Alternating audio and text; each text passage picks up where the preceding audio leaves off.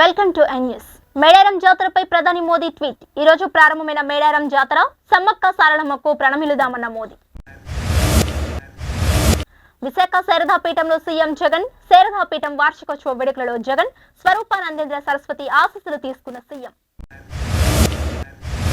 మల్కజ్గిరి నుంచి పోటీకి సిద్ధమన్న ఈటెల రాజేందర్. అధిష్టానం ఆదేశిస్తే లోక్సభ బరిలో నిలబడతానని వెల్లడి. మోదీ నాయకత్వంలో దేశం ముందుకు వెళుతుందని ప్రశంసలు. నా జీవితంలో అతిపెద్ద విషాదం అదే. తనిఖీల భరణి. మిత్రుడు దేవరకొండ నరసింహకుమార్ మరణం అత్యంత విషాదకరమన్న భరణి. వాడి మరణం నుంచి కోలుకోవడానికి కొన్నేళ్లు పట్టిందంటూ వ్యాఖ్య. వైఎస్ షర్మిలను జగనే కాంగ్రెస్ లోకి పంపించి ఉండవచ్చు. హర్షకుమార్. ఆంధ్రజ్యోతి ఫోటోగ్రాఫర్ పై జరిగిన దాడిపై జగన్ స్పందించాలన్న హర్షకుమార్. డిఎస్సి నోటిఫికేషన్ ఎన్నికల గిమ్మిక్కేనని విమర్శ. జ్యోతి ఇంటి నుంచి 65 లక్షలకు పైగా నగదు, 1.5 కోటి విలువైన బంగారు నగలు స్వాధీనం. సోమవారం నుంచి నిన్నటి ఉదయం వరకు ఇంట్లో సోదాలు. నేడు రిమాండ్కు తరలింపు. ఓటమి భయంతో పత్రికలపై పగబట్టిన జగన్ దాడులకు ఉసుగొలుపుతున్నాడు. దేవినేని ఉమ. అనంతపురం, కర్నూలు జిల్లాలలో మీడియా ప్రతినిధులపై వైసీపీ దాడులు. జీ హుజర్ అనకపోతే హత్యలకు కూడా వెనకడడం లేదంటూ ఆగ్రహం.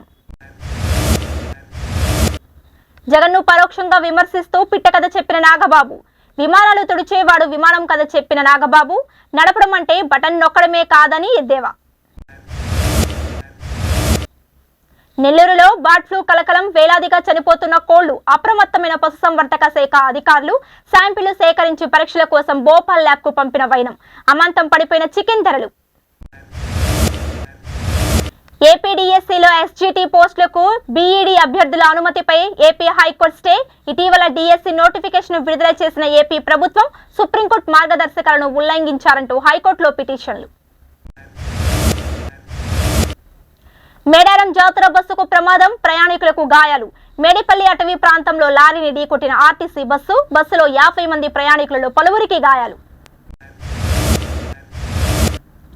ముంచుకొస్తున్న మరో ముప్పు. వేగంగా విస్తరిస్తున్న జాంబీ డీర్ డిసీజ్. హెచ్చరికలు జారీ చేసిన కెనడా శాస్త్రవేత్తలు. మానవులకు సోకే ప్రమాదం ఉందని హెచ్చరికలు. టీడీపీకి రాజీనామా చేసిన మాజీ ఎమ్మెల్యే ముద్దరబోయిన వెంకటేశ్వరరావు. నూజివీడు నియోజకవర్గ ఇన్ఛార్జిగా పార్థసారథిని నియమించిన చంద్రబాబు వైసీపీలో చేరుతానని తాను చెప్పలేదు కదా అని వ్యాఖ్య. 2 కాంగ్రెస్, 1 బీఆర్ఎస్. తెలంగాణ నుంచి 3 రాజ్యసభ స్థానాలు ఏకగ్రీవం. 3 స్థానాలకు 6 నామినేషన్లు దాఖలు. వరుసగా రెండవసారి ఎన్నికైన బద్దిరాజు. గుండెపోటుతో బాలీవుడ్ సీనియర్ నటుడు రీతురాజ్ కన్నుమూత. గత కొంతకాలంగా పొత్తికడుపు నొప్పితో బాధపడుతున్న రీతురాజ్ షారుఖ్ ఖాన్ వల్లే సినిమాలు, సీరియళ్లలో నటన. రాజ్యసభకు ఏకగ్రీవంగా ఎన్నికైన 3 వైసీపీ అభ్యర్థులు. రాజ్యసభ సభ్యులుగా ఎన్నికైన గొల్లా బాబురావు, మేడ రఘునాథరెడ్డి, వైవి సుబ్బారెడ్డి. సీఎం జగన్ ని కలిసి ధన్యవాదాలు తెలిపిన నూతన ఎంపీలు. కర్నూలు ఈనాడు ఆఫీస్ పై దాడి ఘటనపై పవన్ కళ్యాణ్ స్పందన. నిన్న ఆంధ్రజ్యోతి ఫోటోగ్రాఫర్, నేడు ఈనాడు కార్యాలయంపై దాడి అప్రజాస్వామికమని జనసేనాని వ్యాఖ్య. వైసీపీ సర్కార్ వైఫల్యాలు, అవినీతిని బయటకు తీసుకువస్తున్నారనే దాడులంటూ మండిపాటు. మేడారం జాతర గద్దెపై కొలువు తీరిన జంపన్న. ఫిబ్రవరి 21 నుంచి 24 వరకు సమ్మక్క సారలక్క జాతర. 3 రోజుల పాటు పూజలు అందుకోనున్న జంపన్న. కర్నూలు ఈనాడు కార్యాలయంపై దాడి. కేంద్ర హోంమంత్రి, గవర్నర్లను ట్యాగ్ చేస్తూ చంద్రబాబు ట్వీట్.